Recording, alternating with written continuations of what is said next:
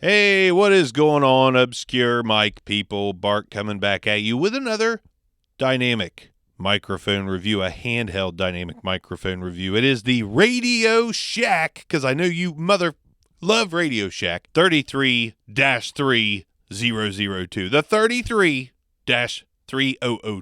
unidirectional Radioshack microphone came in a nice box here. Radioshack, love that. Come with actually a small bit of documentation here. A little bit of documentation. We got a frequency response chart even. We've got 500 ohm sensitivity, negative 75 decibels. That's just about it. Frequency response curve. There you go.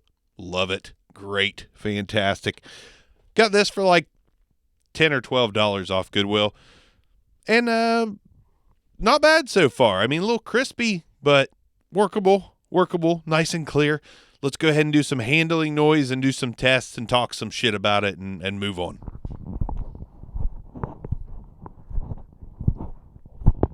Yeah, handling noise, not great, but whatever. I don't think you're going to see too many professional artists with their Radioshack 33-3002 up on stage singing, "Yeah, your sex is on fire." Because no one's sex is going to be on fire using this microphone on stage because the handling noise is bad. Not for any other reason. The sound so far is, not so bad.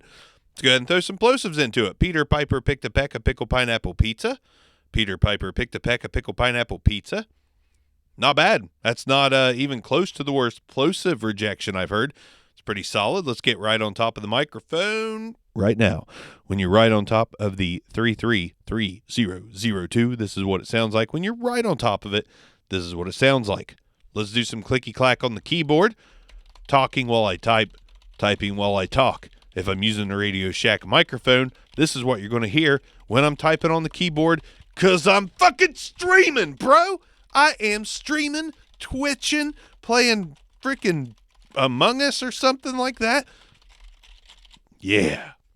I get a little too into it. I apologize. Let's go ahead and do some off-axis rejection. Talking into the front of the microphone. I'm going to turn the microphone 90 degrees. Woo! Cuts right off. Yeah, it cuts like a knife. 180 degrees. 90 degrees. Back around town to the front of the microphone.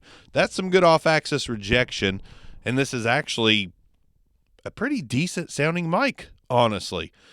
Like I said, tiny bit crispy, but man, we overlook the old school Radioshack and Realistic and all those mics. I got another mic coming up soon.